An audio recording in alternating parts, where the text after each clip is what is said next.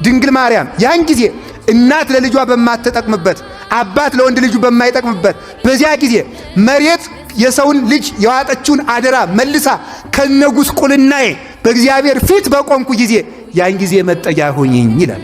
ዛሬ እንዲህ ያለ ሰው ብቻ በዚያን ጊዜ ጥግ ያገኛል። ካልሆነ ግን ምሕረት ይከለከላል። ምሕረት ከሚከለከልበት ሳንደርስ ተዘጋጅተን እንድንሞት እግዚአብሔር ይርዳል። እየሰማችሁ ነው? አዎ ቅዱሳን ነቢያት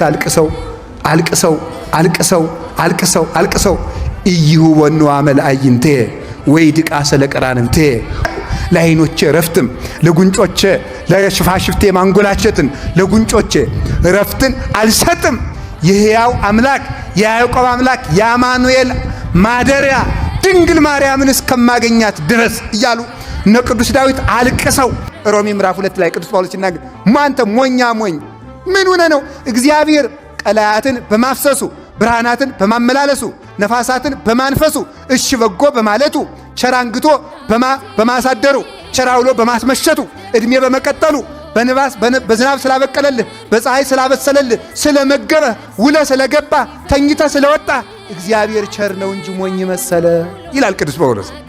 ነፍሰ ጡሮችን የሚያርዱ እናትን ከልጅ ፊት የሚያርዱ ሚስትን ከባል ፊት የሚያርዱ እነዚህ በቅተው የኃጢአት የመጨረሻው ማዕረግ ደርሰው ሰይጣን የሆኑ ሰዎች ናቸው። እንዲህ ያለ ሲደረስ ከዚህ ክፋት ይደረሳል። ከዚህ በኋላ እነዚህ ሰዎች የሚቀርባቸው መስጠም ብቻ ነው። ልክ ፈርዖን በዘጠኙ እነዚያ መቅሰፍቶች በሙሉ ምንድናቸው? ለፈርዖን የተሰጡት የቸርነት በሮች ነበሩ። እነ ዝንብ፣ እነ ጓጉንቸር፣ እነ ቅማል፣ እነ ተናካሽ ዝንብ እንዲህን የመሰለው በሙሉ ውሃው ደም መሆኑ ይሄ በጠቅላላው የቸርነት በሮች ነበሩ። በእነዚህ አልጠቀም ሲል ዘጋውና ባህሩን በላዩ ላይ አተመ ማለት ነው። ከዚህ ደረጃ ሲደርስ ሰው ይዘጋበታል። ሰምታችኋል። እንግዲህ መድኃኒቱን ነግሬያችኋለሁ። ሳይዘጋባችሁ አሁን ብትመለሱ ይሻላችኋል። ይህ ማደናቆር አይረባችሁም። ክብረ በዓል ሲሆን እየተገኛችሁ እልል እያሉ መሄድ ክርስትና እንዳይመስላችሁ። እኔ እውነቴን ነው። እንዲሁ እገሌ 50 ብር ጥላ ሰጥቷል። እንኳን 50 ብር 50 ኳትሪሊየን ብትሰጡም ለእግዚአብሔር ቁም ነገሩ አይደለም።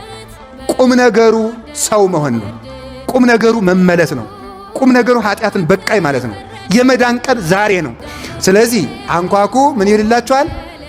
ምኑን? ደጁን ምቱ። የምኑን ደጅ? የምሕረት ደጁን። በዚህ በር የድንግል ማርያምን የአማላጅነት በር በማንኳኳት ልቡናችንን ቶሎ ለካህናት ቁልፍ በመክፈት ለቁልፉ ከፍተን በመገኘት የእግዚአብሔር የምሕረት ደጁ ይከፈትልናል።